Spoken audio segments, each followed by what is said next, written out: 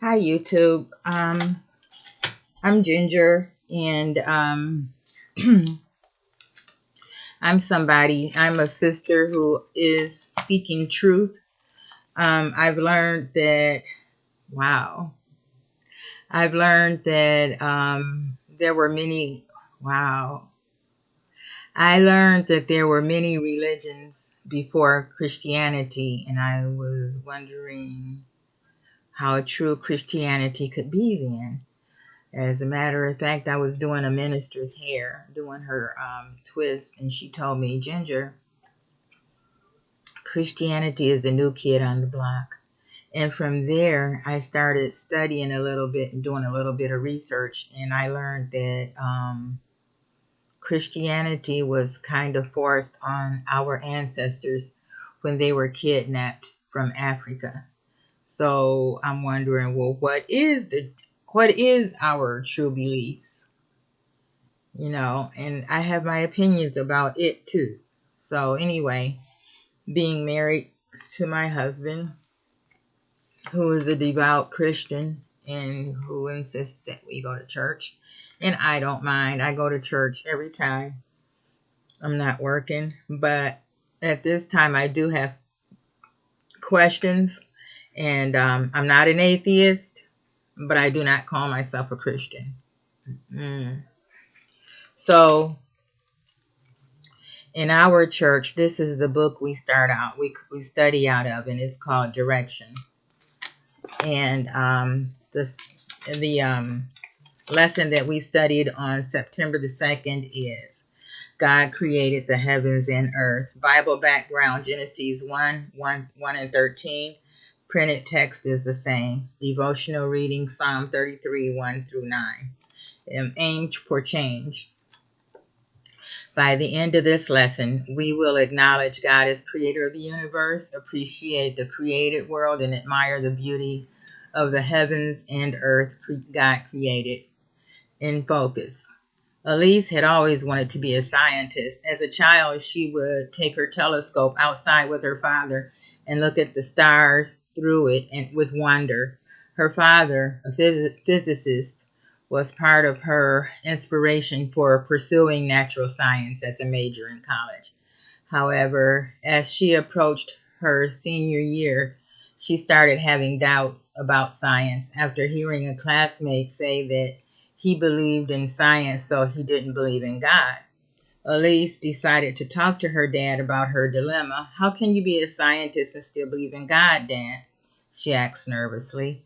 Her father responded, Elise, science helps us understand our world, not give it meaning. I started doing physics because of my faith in God. I wanted to understand how this amazing world we live in works. I don't think that wondering and investigating how creation works bothers God. And that is so true. I do not believe that my questioning Christianity bothers God one bit. You can't tell me that someone, and I don't even know that God's name is God, and I don't know if it's in a male form. But you cannot tell me that someone who created the heavens, the earth, the mountains, the seas, the sun, the moon, the stars, and who knows how many universes. You cannot tell me that this creator would begrudge me, would not want me to wonder what's the truth. And a minister said, what difference does the truth make? He said, as long as we're being good to people, we're helping people, what difference does it make? It makes a hell of a lot of difference. From what I'm learning, with Christianity being the new kid on the block, there was other religions before it, Judaism, Islam, and all of those. And those are nothing compared to who we are. If we really learned through religion who we are, we would be a powerful people, and we wouldn't need to be doing handouts. We would need to be doing classes and teaching people who they are. Monotheism came from Egypt, and Egypt is in North America. And if it's not important, why did they burn the books of Andrea, and burn books all across Africa, and desecrate books from uh, desecrate the books of Timbuktu? So it does not try to understand the meaning of life or the things that matter most to me, like the love I have for you and your mom. I have faith in God for those things. Elise was in awe. She decided that with her faith in God, she could stay on her path to become a scientist and understand God's creation. What do you appreciate most about God's creation? I appreciate the world, everything that was made, including my body. You know, when I study anatomy, you know what? Our body looks like things that are found in nature. And I think that the universe supports us as human beings. I think that we are a part of the universe. I know that our chemical setup is the same as dirt. We only have one thing that the dirt doesn't have, but I'm going to look that up, find out more about it, and give that to you. And keep in mind right here, in the beginning, God created the heaven and earth. The earth was without form and void, and darkness was upon the face of the deep, and the Spirit of God moved upon the face of the waters. Focal verses. These are the ones that I read out to you. Genesis 1:1. In the beginning, God created the heaven and the earth. The earth was without form and void, and darkness was upon the face of the deep, and the Spirit of God moved upon the face of the waters. And God said, "Let there be light," and there was light. And God saw the light, that it was good. And God divided the light from the darkness, and God called the light day, and the darkness he called night. And the evening and the morning were the first day. And God said, "Let there be firmament in the midst of the waters, and let it divide the waters from the waters."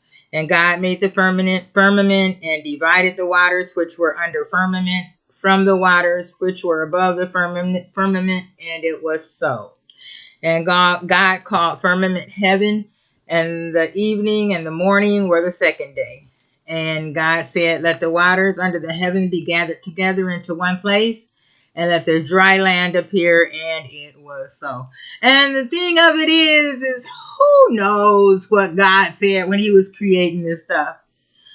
And God said, "Let the earth bring forth grass, the herb yielding seed, and the fruit tree yielding fruit after his kind, whose seed is in itself upon the earth," and it was so. And the earth brought forth grass, and herb yielding seed after his kind, and the tree yielding fruit, whose seed was in itself after his kind. And God saw it was good. And the evening and the morning were the third day. Okay, the people, places, and times. Creation. The act of God by which the universe came into being is creation.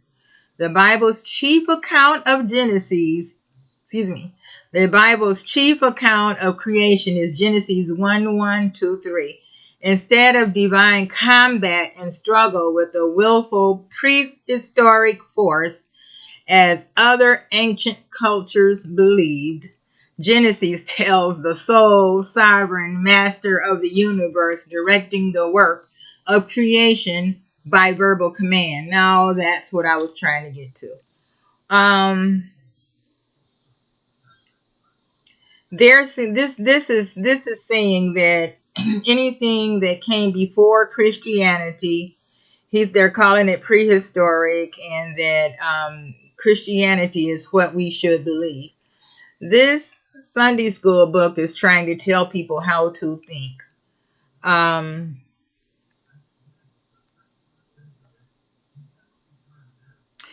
Is touting itself as sole sovereign master of the universe. And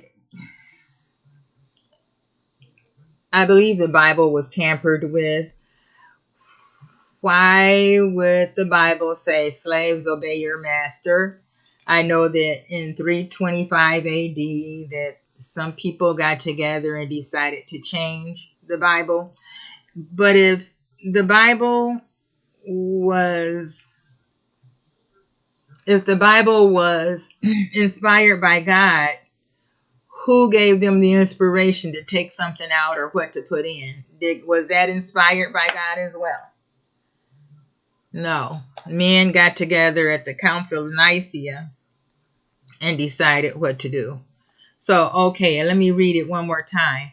Instead of divine combat and struggle with a willful prehistoric force, as other ancient cultures believed, Genesis, oh, I see that. Let's say it again.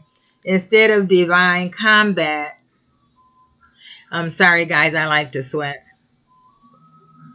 Instead of divine combat and struggle with the willful prehistoric force as other ancient cultures believed. Well, they're saying other ancient cultures believed, but you don't know if that's true or not. Genesis tells the sole sovereign master of the universe directing the work of the creation by verbal command. God is shown here, making the world in 6 days and resting on the seventh. Bible scholars differ on whether the days were 24-hour days or longer periods. Anyway, background. Genesis is the first book in the Bible, the first book in what is called the Torah or law for the Jewish people.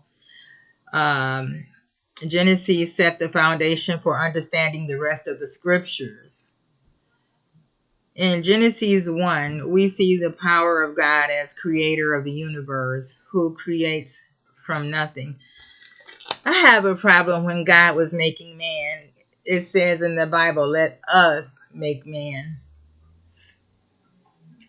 We better make this part 1 of the video, because I don't know, this is getting a little long. So I'll pick right up here where I left off. Sorry, guys.